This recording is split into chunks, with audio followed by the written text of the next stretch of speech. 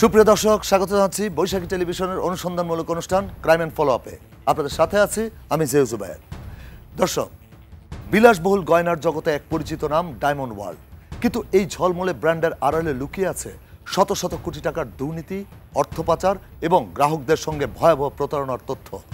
অসাধু উপায়ে 112 কোটিরও বেশি টাকার অবৈধ সম্পদ অর্জন এবং 755 কোটি টাকার সন্দেহজনক লেনদেনের অভিযোগ আছে এই প্রতিষ্ঠানের কর্ণধার দিলীপ কুমার আগারওয়াল এবং তার স্ত্রীর বিরুদ্ধে। আজ এসবেরই আদ্যপান্ত দেখাবো আপনাদের।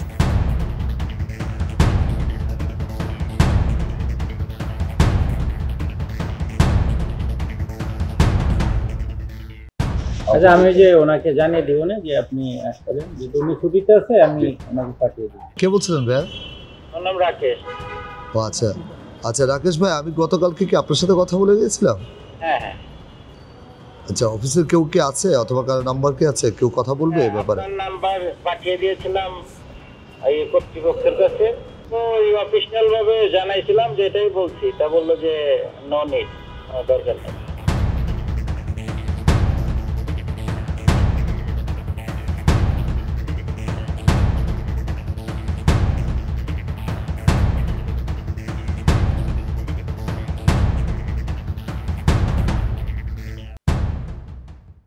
এবং যেখানে জামিনযোগ্য অপরাধ সেখানে জামিন পাবেন, কিন্তু এটাকে যদি মৌকুফের একটা সুযোগ হিসাবে দেখা হয় এবং এর মধ্যে যদি কোনো প্রকার যোগসাজশ থাকে সেটা যেই পর্যায়ে হোক না কেন, যেই মহল থেকে হোক না কেন, সেটা রাজনৈতিক হতে পারে বা আমলাতান্ত্রিক হতে পারে বা বিচারিক প্রক্রিয়ার মধ্যে হতে পারে, আইন প্রক্রিয়া সংস্থার ভূমিকা থাকতে পারে, দুদকের কর্মকর্তাদের বা দুদকের যারা আইনি লড়াইটা করছেন তাদের ভূমিকা থাকতে পারে।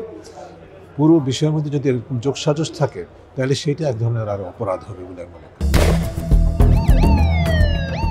দিলীপ কুমার আগরওয়ালের ক্ষেত্রে দুদকের যে অভিযোগ কিংবা তার সম্পদ বা মালামাল জব্দ করার বা ক্রয় করার যে নির্দেশ, আমরা এটা বলতে চাই যারা তার মাধ্যমে ক্ষতিগ্রস্ত হয়েছেন, এই তার যে সম্পদ আছে সেখান থেকে এটা বিক্রি করে তাদেরকে ক্ষতিপূরণ দেওয়া হোক। তার যে সম্পদগুলো আছে সেগুলো শুধু জব্দ করলেই হবে না, এটাকে বিক্রি করে রাষ্ট্রীয় কোষাগারে নিয়ে তিনি যে সমস্ত জায়গাগুলোতে ক্ষতি করেছেন সেগুলো কিভাবে সংশোধন করা যায় সেক্ষেত্রে তার অর্থ ব্যবহার করা।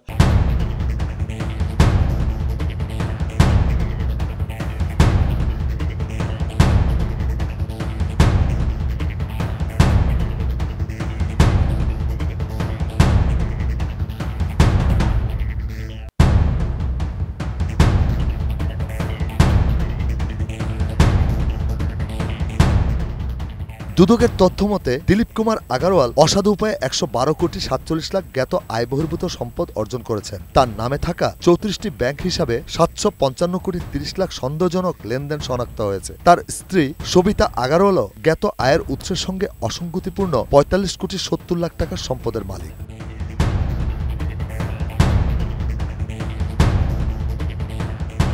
এই অবৈধ সম্পদের উৎস কি শুধু দুর্নীতি, নাকি এর সঙ্গে জড়িয়ে আছে বছরের পর বছর ধরে চলা গ্রাহক প্রতারণা? এমন প্রশ্ন অনেকের মনে। ইতিমধ্যে বিভিন্ন গণমাধ্যমে তা ফলাও করে ছাপা হয়েছে।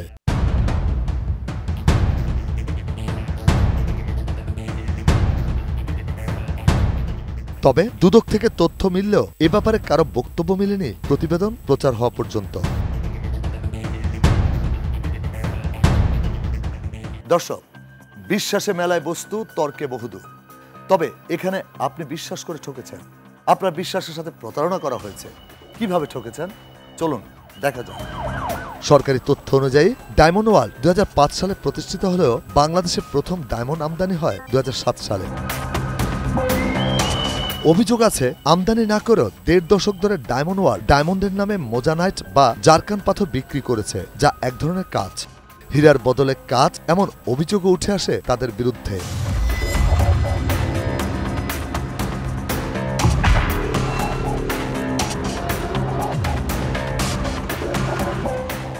এমন গ্রাহক প্রতারণা, চোরাচালান ও অর্থ পাচারের অভিযোগ সামনে আসতেই শুরু হয় আইনশৃঙ্খলা বাহিনীর তৎপরতা। র্যাবের কর্মকর্তারা দিলীপ কুমার আগারওয়ালের গুলশানের অফিসে অভিযান চালান।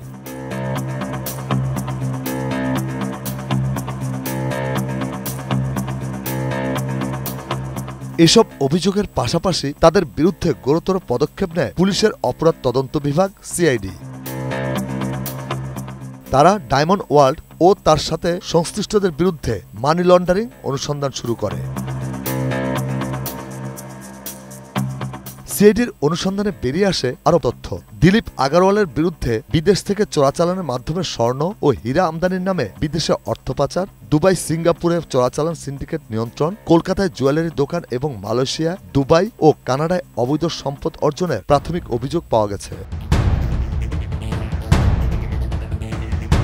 তবে দিলীপ কুমার আগারওয়াল ও তার সংশ্লিষ্টদের বিরুদ্ধে অনুসন্ধান অব্যাহত রেখেছেন বলে জানান সিআইডি। মানি লন্ডারিং মামলাগুলি তো একটু আগে আর কি, আমরা বিভিন্ন তথ্যগুলি সংগ্রহ করতে একটু সময় লাগে, বিভিন্ন ইনস্টিটিউশনে এইগুলা প্রক্রিয়াকরণ করা হয়, তারপরে সেগুলি আবার ফেরত আসলে মামলার কিছু অগ্রগতি হয় আর কি। তো এইটা তো কেবল শুরু হয়েছে, আয়ও কাজ শুরু করছে আর কি। আমাদের মামলা পরে হয়েছে, আগের মামলায় জমা দিয়েছে। দর্শক, যার নামে এত অভিযোগ তাকে জামিন দিল আদালত।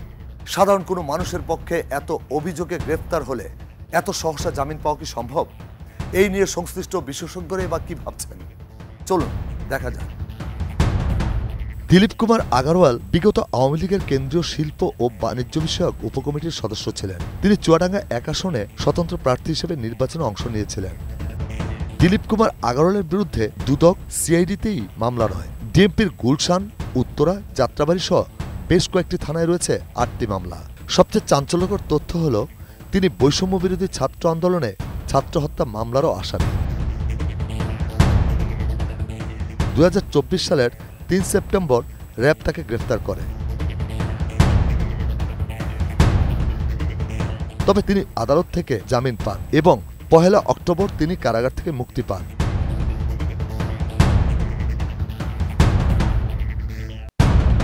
ডায়মন্ড ওয়ার্ল্ডের যে এমডি দিলীপ কুমার আগারওয়ালের বিরুদ্ধে যে অভিযোগ, সেই অভিযোগগুলো তো খুব মারাত্মক অভিযোগ, এবং এই অভিযোগগুলো বিগত সময়ে যে অর্থ পাচার কিংবা এই ডায়মন্ড অথবা স্বর্ণ বিক্রির নামে গ্রাহকদের সাথে যে প্রতারণা, এগুলো সবচেয়ে আমলযোগ্য অপরাধগুলোর মধ্যে অন্যতম। এখন এই অভিযোগের প্রেক্ষাপটে তার যে গ্রেপ্তার হওয়া এবং এর সূত্র ধরে জামিন পাওয়া, এখানে অনেকগুলো মৌলিক প্রশ্ন সৃষ্টি হয়েছে। সেটি হচ্ছে যে এই ধরনের একজন অভিযুক্ত ব্যক্তি কিভাবে, এই অভিযোগ থাকার পরে তিনি কিভাবে জামিন পান। এখন জামিন পাওয়ার প্রসঙ্গে যেহেতু আদালত জামিন দেয়, এখন আমরা এটাই খুব শক্ত করে বিশ্বাস করতে চাই যে আদালত সব কিছু বিচার বিশ্লেষণ করে জামিনের এই অধিকারটি একজন অপরাধী বা অভিযুক্ত ব্যক্তিকে দিয়ে থাকেন। এখন এই জায়গাতে তো আসলে মানে বলার কিছু নাই, কারণ আদালত সে সর্বোচ্চ আইন এবং বিবেক নিয়ে যখন কাজ করে, সেটি কিন্তু মানুষ এখান থেকে শিক্ষা নেয়, এটি পর্যবেক্ষণ করে এবং এটিকে তার মানুষের যে আইনের শাসনের প্রতি শ্রদ্ধাশীল থাকা, এর যেরকম প্রেক্ষাপট তৈরি হয়, আবার এই আদালতের সিদ্ধান্তগুলো কিন্তু যারা নিয়ম ভঙ্গ করে নানা ধরনের অপরাধ করছে অথবা যারা মনে করছে যে অপরাধ করলে আইনের ফাঁক ফোকর দিয়ে বের হওয়া সম্ভব কিংবা সেখানে অর্থ বা ক্ষমতা ব্যবহার করে এই সুযোগগুলো গ্রহণ করে সে দেশ ত্যাগ কিংবা দেশের মধ্যেও ভালো থাকা যায়, এই প্রসঙ্গগুলো কিন্তু আসলে সাধারণ মানুষকে নানাভাবে প্রভাবিত করছে। এত সব অভিযোগ যার বিরুদ্ধে, তার সাথে যোগাযোগ করতে রাজধানীর ডায়মন্ড ওয়ার্ল্ডের বেশ কয়েকটি শোরুমে দায়িত্বপ্রাপ্তদের কাছে যায় team crime and follow up.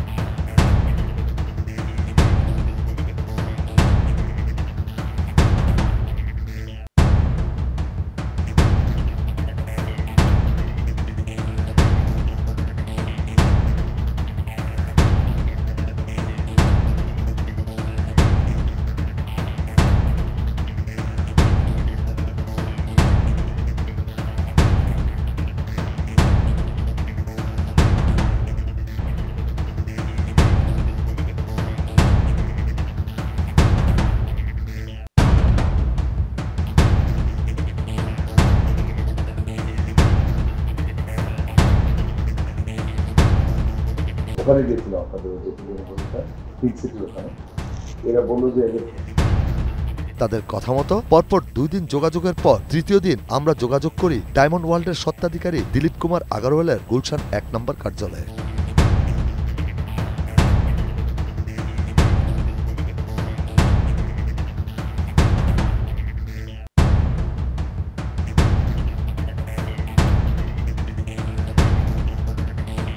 সেখানে ইন্টারকমে এক কর্মকর্তা জানান এ বিষয়ে তারা কোনো বক্তব্য দিতে রাজি নয়, যেহেতু তাদের ব্যবস্থাপনা পরিচালক দিলীপ আগারওয়াল অনুপস্থিত। কে বলছিলেন ভাইয়া?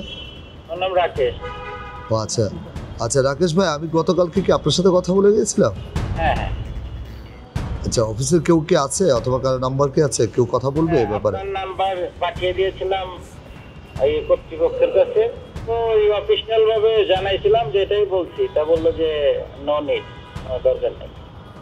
ও আচ্ছা আচ্ছা, মানে আপনাদের পক্ষ থেকে কোনো স্পিচ দিবে না এই ব্যাপারে? না না না, যেহেতু এমডি সাহেব নাই, বলছে যে এটা কি এত সব মামলা থাকার পরেও আইনের কোন ফাঁকফোকরে বেরিয়ে গেছেন দিলীপ আগারওয়াল, এমন প্রশ্নের পাশাপাশি সমাজের নানান শঙ্কার কথাও জানান এই সমাজ ও অপরাধ বিশেষজ্ঞ। এখন এই দিলীপ কুমার আগারওয়ালের যে প্রসঙ্গ, সেই প্রসঙ্গগুলোতে আমরা দেখছি যে আমাদের বাংলাদেশের প্রেক্ষাপটে যদি বলুন যে আমাদের অসংখ্য আইন আছে, সে আইনগুলোর মূল কথাই হচ্ছে যে কোনো ব্যক্তি অপরাধ করে যাতে পার না পায় তাকে বিচারের মুখোমুখি করা, আইনের মুখোমুখি করা, এবং কোনো ব্যক্তি অর্থ পাচার, কোনো কিছু বিক্রির নামে গ্রাহকের সাথে প্রতারণা করা দীর্ঘ সময় ধরে, কিংবা রাজনৈতিক বা কোনো দলীয় শক্তির আড়ালে তার এই ধরনের অন্যায় বা প্রতারণাগুলো দীর্ঘ সময় ধরে কেউ যদি করে বা করার চেষ্টা করে, তাহলে তাকে আইনি প্রক্রিয়ার মধ্যে এনে তাকে বিচারের মুখোমুখি করা। এখন বিচারের মুখোমুখি যারা করবেন তাদের মধ্যে থেকে কেউ কেউ যদি এই ধরনের অসৎ ব্যক্তি বা অসৎ ব্যবসায়ীদের বা এই মানি লন্ডারিংয়ের অভিযোগে অভিযুক্ত ব্যক্তিদের সুযোগ দেন, কিংবা তাদের প্রদত্ত কোনো সুযোগে কেউ যদি বিক্রি হয়ে যান, তখন তো সাধারণ মানুষের চেয়ে দেখা ছাড়া আসলে আর কিছু করার থাকে না। কারণ যেখানে আইনি প্রক্রিয়ার মধ্যে দিয়ে আদালত কিংবা আইনশৃঙ্খলা বাহিনী সর্বোচ্চভাবে এই ধরনের ব্যক্তিদের আইনের মুখোমুখি করবেন এবং সমাজে একটি ইতিবাচক দৃষ্টান্ত স্থাপন করবেন, যাতে অন্য কোনো ব্যক্তি এই ধরনের অপরাধের সাথে সম্পৃক্ত না হয়, এবং এই ধরনের অপরাধের সাথে সম্পৃক্ত হলে কী ধরনের শাস্তি অপেক্ষা করছে এই দৃষ্টান্ত বা উদাহরণ তৈরি হবে। সেখানে কিন্তু তার বিপরীত অবস্থা তৈরি হচ্ছে, যে অর্থাৎ অর্থ থাকলে, ক্ষমতা থাকলে, পরিচয় থাকলে, দেশি বিদেশি প্রভাব থাকলে কোনো অপরাধী আসলে একটা সময় গিয়ে আর অপরাধ হিসাবে গণ্য হয় না, কিংবা তাকে সাজার বা শাস্তির মুখোমুখি করা যায় না। এই দৃষ্টান্ত এটা শুধু দিলীপ কুমার আগারওয়ালের ক্ষেত্রে যে একমাত্র উদাহরণ, বিষয়টা কিন্তু বাংলাদেশে এরকম না। অন্যান্য অভিযোগে, অন্যান্য ঘটনায় এরকম অসংখ্য ব্যক্তি এই আইনি ফাঁকফোকরের মধ্য দিয়ে কিংবা আড়ালে আবডালে অদৃশ্য শক্তির দাপটে এই ধরনের সুযোগ নিয়েছে। তিনি মনে করেন মামলা, গ্রেফতার, অতঃপর জামিন, এই খেলায় মত্ত না থেকে দোষী সাব্যস্ত হলে অবশ্যই দৃশ্যমান শাস্তি কার্যকর করা উচিত। এতে সমাজ ব্যবস্থার পরিবর্তন আসবে। দিলীপ কুমার আগারওয়ালের ক্ষেত্রে দুদকের যে অভিযোগ কিংবা তার সম্পদ বা মালামাল জব্দ করার বা ক্রোক করার যে নির্দেশ, আমরা এটা বলতে চাই যারা তার মাধ্যমে ক্ষতিগ্রস্ত হয়েছেন, এই তার যে সম্পদ আছে সেখান থেকে এটা বিক্রি করে তাদেরকে ক্ষতিপূরণ দেওয়া হোক। পাশাপাশি তিনি রাষ্ট্রকে যে ফাঁকি দিয়েছেন, দেশের অর্থনীতির যে ক্ষতি করেছেন, পাশাপাশি এই ডায়মন্ড এবং স্বর্ণের ব্যবসার ক্ষেত্রে তো একটা রেপুটেশন আছে আমাদের, সেই জায়গাতেও কিন্তু গ্লোবালি বা বৈশ্বিকভাবে এক ধরনের প্রশ্ন তৈরি হয়। সেই প্রশ্নগুলো তৈরি করার কারণ এবং সেখানে আবার এই প্রশ্নের সমাধানের প্রেক্ষাপটে তার যে সম্পদগুলো আছে সেগুলো শুধু জব্দ করলেই হবে না, এটাকে বিক্রি করে রাষ্ট্রীয় কোষাগারে নিয়ে তিনি যে সমস্ত জায়গাগুলোতে ক্ষতি করেছেন সেগুলো কিভাবে সংশোধন করা যায় সেক্ষেত্রে তার অর্থ ব্যবহার করা। আর যাদের অভিযোগ আছে তার বিরুদ্ধে যে তার কারণে ক্ষতিগ্রস্ত হয়েছেন, তার সম্পদ থেকে সেই ক্ষতিপূরণটাকে প্রদান করা। এই ধরনের শুধু নির্দেশের দিন শেষ, এখন বাস্তবায়নের বাংলাদেশ, এটা আমরা চাই যে নির্দেশ, এই আলাপ আলোচনা বহু হয়েছে, এখন বাস্তবায়নের বাংলাদেশের পথে হাঁটা দরকার। তখনই আসলে এই দুর্নীতিগ্রস্ত ব্যক্তি, সেটা যে অঙ্গনই হোক, তাদের টনক নড়বে। টিআইবির প্রধান নির্বাহী বলেন, আইনের ধারা অনুযায়ী জামিনযোগ্য হলে সে জামিন পাবে, তবে দুর্নীতিকে চিহ্নিত করে দুর্নীতিবাজদের আইনের আওতায় এনে কঠোর শাস্তির বিধান করে দৃষ্টান্ত স্থাপন করতে হবে। যথাযথ প্রক্রিয়ায় জামিন পাওয়া, মানুষের যেরকম অপরাধ প্রমাণিত হওয়ার আগে কাউকে দোষী সাব্যস্ত করা যায় না, বিবেচনা করা যায় না, এবং যেখানে জামিনযোগ্য অপরাধ সেখানে জামিন পাবেন। দুর্নীতির মামলাও কিন্তু অজামিনযোগ্য অপরাধ নয়, কাজে জামিন পাবেন। কিন্তু জামিনের উপর ভিত্তি করে সেটাকে জন্য যদি কোনোভাবে পলায়নের সুযোগ বা মওকুফ হওয়ার মতো একটা সুযোগ তৈরি হয়, এবং এর মধ্যে যদি কোনো প্রকার যোগসাজশ থাকে সেটা যেই পর্যায়ে হোক না কেন, যেই মহল থেকে হোক না কেন, সেটা রাজনৈতিক হতে পারে বা আমলাতান্ত্রিক হতে পারে বা বিচারিক প্রক্রিয়ার মধ্যে হতে পারে, আইন প্রক্রিয়া সংস্থার ভূমিকা থাকতে পারে, দুদকের কর্মকর্তাদের বা দুদকের যারা আইনি লড়াইটা করছেন তাদের ভূমিকা থাকতে পারে। পুরো বিষয়ের মধ্যে যদি এরকম যোগসাজশ থাকে তাহলে সেটা এক ধরনের আরো অপরাধ হবে বলে মনে করি। বিশেষ করে যদি প্রভাব সৃষ্টির মাধ্যমে বা কোনো প্রকার যোগসাজশের মাধ্যমে, তাহলে সেটা অত্যন্ত নিন্দনীয় হবে এবং সেটা কোনোভাবে গ্রহণযোগ্য হতে পারে। আমি মনে করি বিশেষ করে যেই মামলাগুলো বিশেষভাবে আলোচিত বড় ধরনের উচ্চ পর্যায়ের মামলা, সেগুলোকে প্রাধান্য দিয়ে যত শীঘ্র সম্ভব বিচার সম্পন্ন করা। এখানে একটা ঘাটতি তো অবশ্যই আছে যে মানে দুদকের বিচারের জন্য যে বিশেষ আদালত তার সংখ্যা কম, মনোধিক যেগুলো আছে সেখানেও কিন্তু পর্যাপ্ত তাদের স্পেশালাইজড রোলটা পালন করার মতো তার সুযোগ নাই। তারা অন্য মামলাও তারা একই বিচারক হ্যান্ডেল করে থাকেন। এই ধরনের বিষয়গুলোকে এখানে আছে। স্বাভাবিক প্রক্রিয়া বিচার চলতে হবে, কেউ আইনের ঊর্ধ্বে নয়, এবং একই সাথে বিশেষ করে যেগুলো আলোচিত এবং যারা বড় ধরনের অপরাধের সাথে জড়িত তাদেরকে জামিন হওয়া সত্ত্বেও বিশেষভাবে নজরদারিতে রাখা উচিত এবং তার উপর ভিত্তি করে যত শীঘ্র সময় বিচার প্রক্রিয়া সম্পন্ন করে আদালতের মানে জবাবদিহি নিশ্চিত করা দৃষ্টান্তমূলকভাবে। শত শত কোটি টাকার দুর্নীতি, অর্থ পাচার ও প্রতারণার এত অভিযোগ নিয়ে দিলীপ কুমার আগরওয়াল বর্তমানে জামিনে মুক্ত। তিনি এখন কোথায় আছেন, দেশে না বিদেশে, এই নিয়ে তৈরি হয়েছে ধোঁয়াশা। এমন অপরাধের ব্যাপারে সরকার কঠোর হবে, এসব বিষয়ে সিআইডি এবং দুদকের অনুসন্ধান চলমান থাকবে। দেশের অর্থনীতির চালিকা শক্তিকে সুশাসন ও জবাবদিহিতার আওতায় এনে একটি সুন্দর দেশ গঠন হবে, এমনটাই প্রত্যাশা আমাদের। আজ আংশিক তুলে ধরেছি, আমাদের অনুসন্ধান অব্যাহত থাকবে। আগামীতে আরও চাঞ্চল্যকর তথ্য নিয়ে আপনাদের সামনে আবার উপস্থিত হব। আপনার চারপাশে ঘটে যাওয়া সমাজের নানান অসঙ্গতি, অনিয়ম, অপরাধ, দুর্নীতির সঠিক চিত্র তুলে ধরবে ক্রাইম অ্যান্ড ফলো আপ। এমন কিছু দেখলে বা জানা থাকলে যোগাযোগ করুন স্ক্রিনে দেওয়া এই নম্বরে। আজ বিদায় নিচ্ছি, তবে ফিরে আসব আগামী পর্বে। ভালো থাকুন, সুস্থ থাকুন, আর মনে রাখবেন, অসঙ্গতি যেখানে, ক্রাইম অ্যান্ড ফলো আপ সেখানে।